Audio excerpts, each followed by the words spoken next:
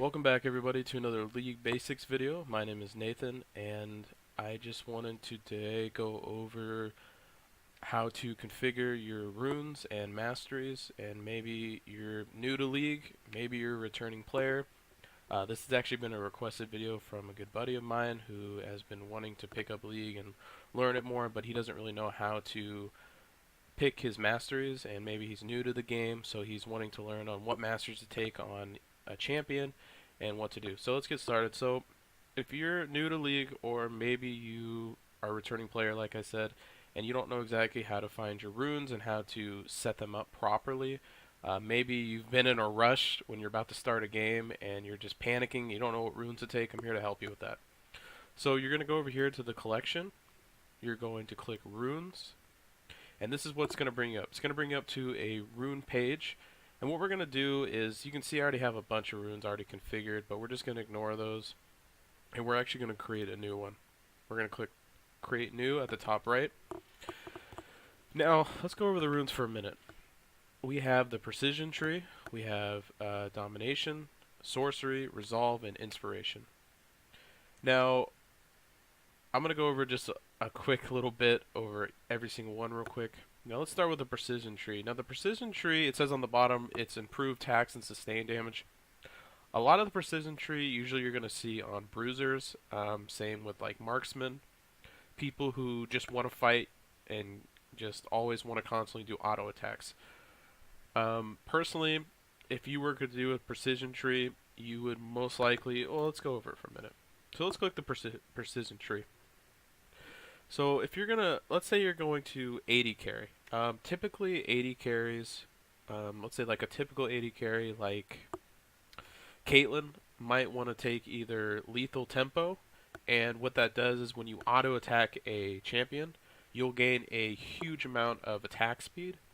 But then maybe you're in a lane where you need to sustain more like Twitch, and you're versing like a heavy auto attacker that's just always out trading you, you might want to go with more like fleet work. Now fleet work, it's you build up movement speed, and when you hit 100 cap of movement speed, when your next auto, you're going to heal amount of like health back. So that's pretty cool. Let's go over to press the attack. Now press the attack, that's going to be for more people who just want to keep auto attacking. Now you might say, oh, isn't that better for marksmen?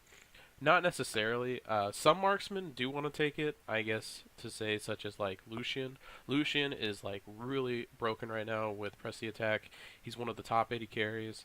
And then you also have people like who else would take? I guess Twitch could also take press the attack if you're not in a lane where you need to sustain. So press the attack is just really good. What it does is your next hitting an enemy 3 consecutive times makes them vulnerable. And when it's saying making them vulnerable is after you attack an enemy 3 times, your next like auto attacks are going to do bonus damage, essentially from all sources of your damage. Now this is Conquer. Now Conquer is a rune that's typically ran on bruisers. The only 80 carry I can think of that runs Conquer is like Draven, because Draven gets bonus AD from his items, from his bonus AD that he builds, and the more he catches his axes, the better, because the more you throw axes at people, your axes do like a bonus amount of AD that you have. So if you drop your axes, it's not good. So, but what this does is your first attack versus an enemy champion is going to turn into true damage. Now, true damage is basically damage that manages armor, all that. It bypasses everything. It's true damage. It directly affects your health. You cannot protect against it. So this is really good for someone like that. But yeah, so this is just the precision tree. This is like the top ones. I'm not going to go over every single rune, but I will show you like a basic build for each person. So since we're in the precision tree, let's say for instance we're playing an 80 carry like Lucian. We're most likely going to want to take press the attack. After that, overheal and presence of mind really don't matter on Lucian. I mean, yeah, it's cool to have your ultimate on cooldown, but it doesn't matter. You're going to want to take Triumph, because Triumph restores 12 of your health and grants additional 20 gold when you do a takedown, which meaning you're part of a kill. or you get a kill yourself. So we're going to take Triumph. Next, most likely out of these three, you're most likely always going to want to take the attack speed bonus. I don't really know how to pronounce that word, to be real with you, so I'm not even going to try to attempt it. I just know that this is like perfect for AD carries because the more attack speed usually you have on any carry, the better, because you're all about auto attacks. I hate the excuse when people say, "Oh, I'm out of mana, I can't help you in that fight." You're an AD carry. You're about auto attacks. That's what you do. So you're most likely going to want to take the Legend. Um, Next, we have three different ones. Now, this really depends on the situation you're in. I think Cut Down and Last Stand are very overrated. No, not overrated. Underrated, I should say. I didn't mean to say overrated. I meant to say underrated. I think a lot of AD carries don't usually take it because you typically aren't going to be on low health when fighting enemy champions. So there's really no point in taking it as an AD carry because your positioning is going to usually be in the back line, meaning you're going to have a lot of health. So it's better to do coup de grace and deal more damage to low enemy health champions. So as an AD carry, usually the standard AD carry build right now, it differs, but usually if let's say you're playing someone like Jhin, Lucian, you're going to want to take Celerity. It's great to have that bonus movement speed, especially when you're kiting around, when you're trying to get away from sticky situations. It's just really good to have that extra bonus because a lot of usually AD carries get a lot of bonus movement speed effects, and it really goes well with, let's say you go over here and you take Fleet Footwork, that also goes really well with your Celerity. And what it does is all movement speed bonuses are 8% more effective on you. Now second, usually typically on AD carries you're going to want to take Gathering Storm, and Gathering Storm is just broken. You gain extra AP and AD throughout the whole game. Who doesn't want that, especially AD carrying when you're basically all the team's damage later on in the game. You're basically the most protected person on the team, so you're going to be one putting out a lot of damage. Next, usually you're going to want to take either Offensive, which is extra attack speed, or you're going to want to take Adaptive Force. You don't usually take cooldown reduction on AD carries. There's really no point. I personally wouldn't take it, so I mean it's up to you. It's really how you want to play. That's what I like about the rune system is, yeah, there are set base better runes, but if you want to experiment, take more CDR on an AD carry you think needs more of it, go for it. Who cares? It typically might not be the best rune to take, but it's good. It can be good. So, but typically I would usually go either attack speed or offense. So since we're doing a Lucian build here, I'm probably going to go with the attack speed. And then over here, you can either pick more armor or more magic resist. We're probably going to go with the flex, adaptive force. Now, adaptive force, what that does is throughout the game, it scales into whatever you're building. So let's say you're an AD carry, you're building a ton of AD. That adaptive force is going to scale into more AD. It's simple. And since we're coming down here to the last, I'm just going to take defensive. More health is always perfect. So there we go. We have a typical rune page for an AD carry, such as like Lucian. So we're actually just going to title this Lucian, and we're going to hit save at the top here. So this would be like a typical Lucian build. There is other things you can take, and people have taken some weird stuff. It's just really how you want to play. So let's exit out of this, and we're going to go to another rune page. So my buddy who was wanting to learn runes really wanted to learn, he loves to play Misfortune, so I'm going to help him out here. So if we're going to play Misfortune, we're definitely going to pick the Dominion tree. Now let me tell you a little bit about the Dominion tree, or sorry, Domination tree. When you're playing the Domination tree, usually it's for assassins and junglers. A lot of junglers like to take the Predator rune that was really big at one point, and still do. Predator, basically you ramp up, you basically click your boots, and your boots will give you a burst of movement speed for like a few seconds, and it helps you just get into ganks real fast, and your next auto attack will do bonus damage. So that's why junglers really like to take it. It helps you move around the map faster, it helps you gank faster. There's just a lot of things you can do with it. But since my buddy, I know we're going up another AD carry, but my buddy really likes to do, he likes to play Misfortune. So typically, if you're going to be playing Misfortune, how I would set up my runes is I would probably take Dark Harvest. And Dark Harvest is a rune that was really broken for a while these past few months. Riot actually just came out with patch notes and they just nerfed it recently. It's still a really good rune to take. It was hit pretty hard, but not hard enough to where you still can't take it. It's still really good on people. People like Shaco, especially, he's been abusing it in the jungle. So if you're really good, so what Dark Harvest does is when you damage a low health champion, it inflicts adaptive damage on them. And then what you'll do is if you kill them, you actually will collect their, you'll harvest their soul, basically like these soul stones, and you'll collect them and you'll get like adaptive damage towards your next target. So the more you collect your souls off the person you kill, the more damage your next auto is going to do or whatever to that next person. So dealing damage to low health enemies will help your damage in the long run. Next, if I'm going to be playing Misfortune, I'm most likely probably going to be taking Cheap Shot. Um, it works really well with your Wombo combo, especially with her ult. Um, it just works well. You do true damage to enemies with impaired movement or actions. It just works so well with Wombo combos and different things. After that, I'm probably going to be taking Eyeball Collection. Eyeball Collection, you just gain attack damage or ability per ward you kill.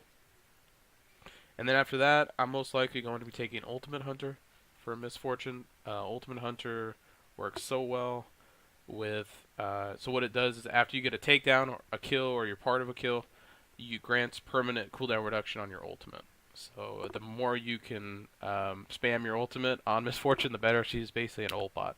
She's really good. Next, for Misfortune, definitely probably going to be taking...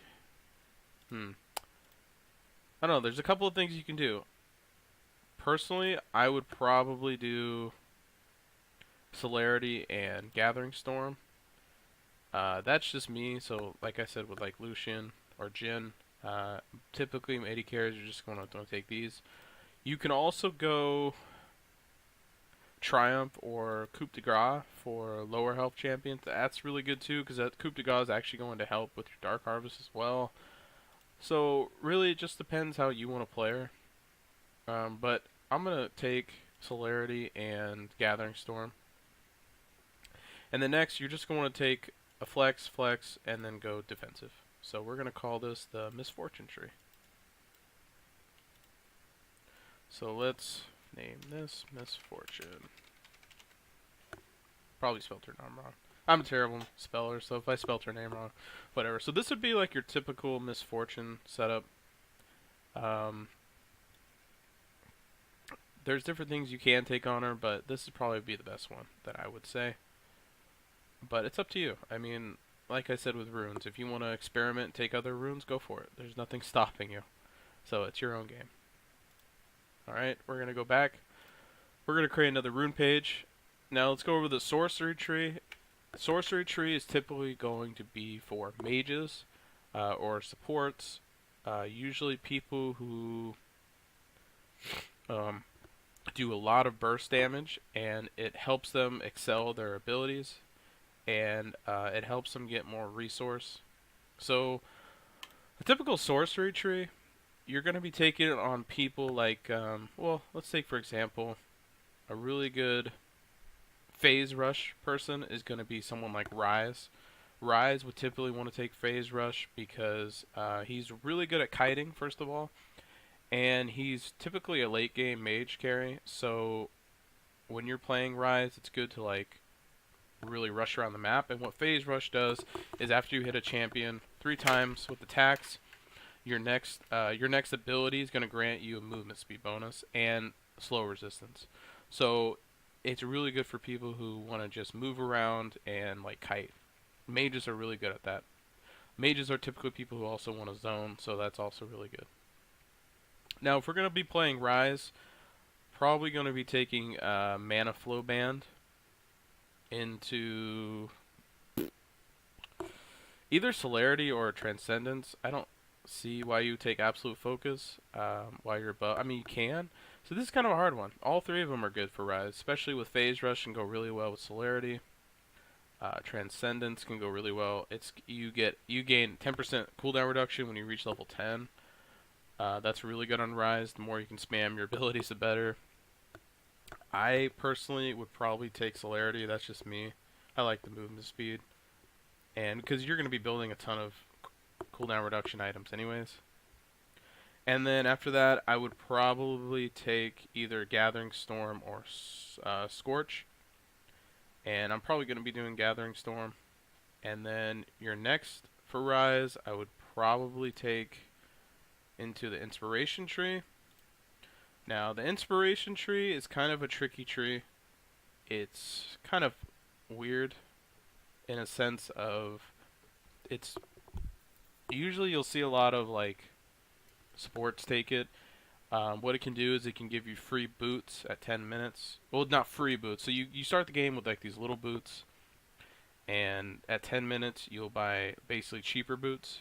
So like the price of boots go way down. You can take a free, basically a stopwatch, which is basically a free hourglass. That's pretty good. You can take Future Market here, which basically you go into debt, but you can buy items faster. So you don't really typically have to have the gold in order to buy it.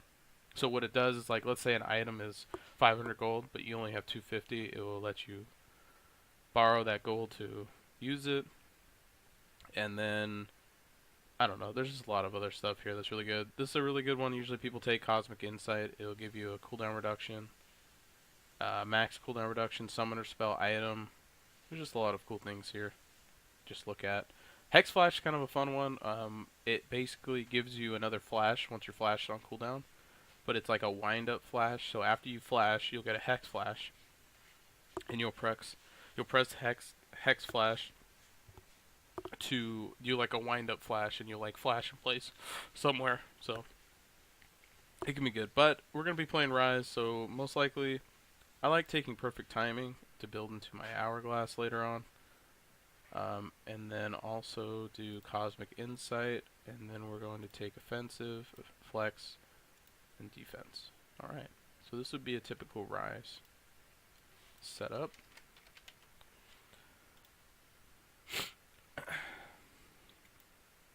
Alright. Now, the Resolve Tree.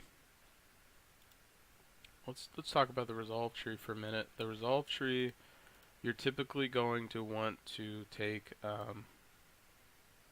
this is for people who are like bruisers or tanks, people who love to just fight or who get really beefy.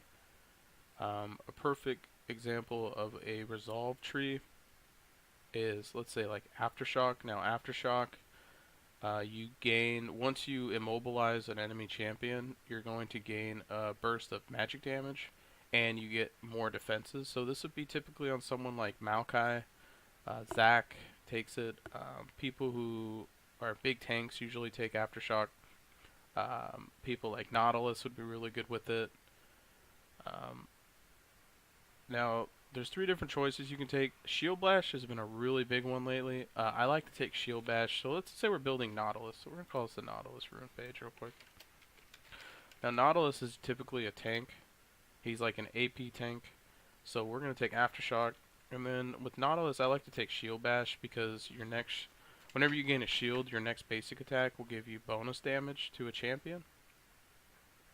And then after that, most likely either going to be taking Conditioning, which Conditioning, it'll help you scale into late game.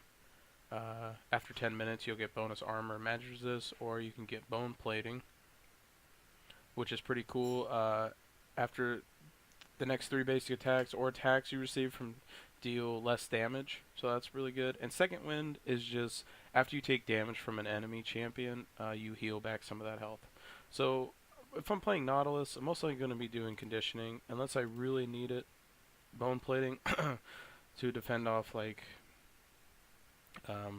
let's say people who are like harassed champions like Teemo or something I need to sustain from. So most likely I'm just going to go Conditioning, and it helps me scale in a late game and even get more tanky. Now, since we're playing Nautilus, most likely we're going to take Overgrowth.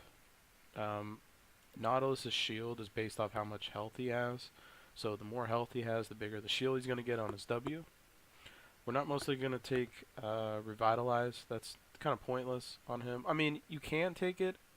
Your shield will be stronger, but it's just better to do Overgrowth overall, especially scaling into late game. Unflinching, you typically want to take that on supports like Braum or someone that, or like Thresh. What you do is after you use a summoner spell, you'll gain a burst of soul resistance, and also you'll gain tenacity.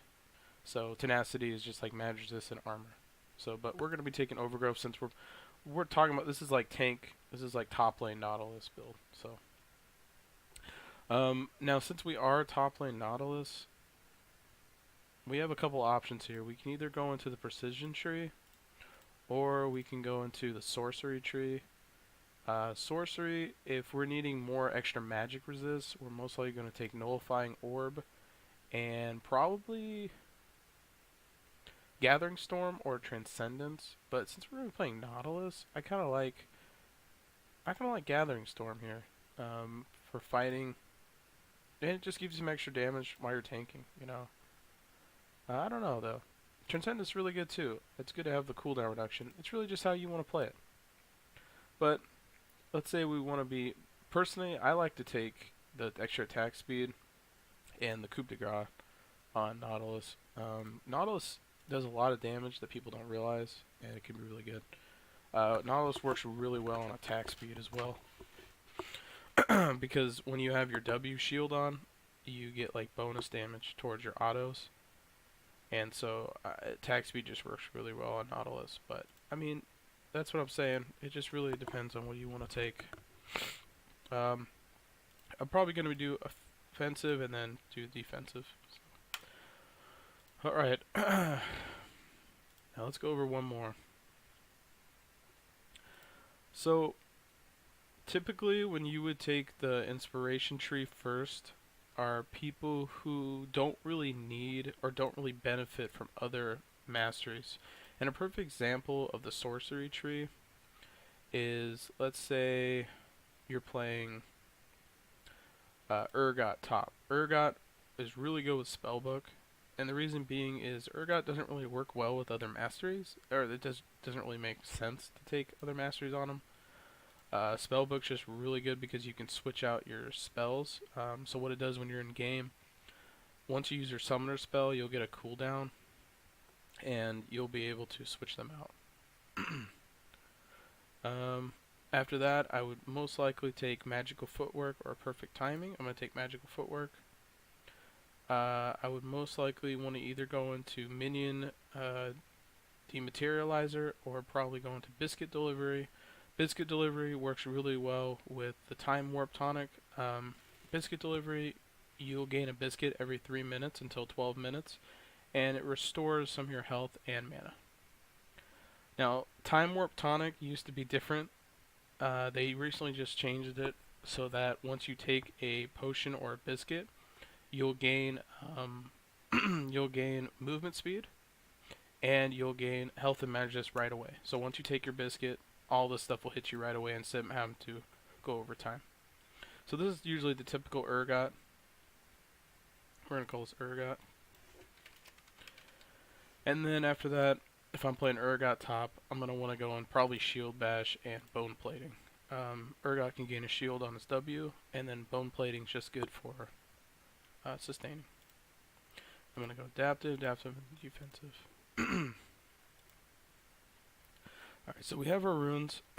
So that's just a typical rune setup. I hope this video helped.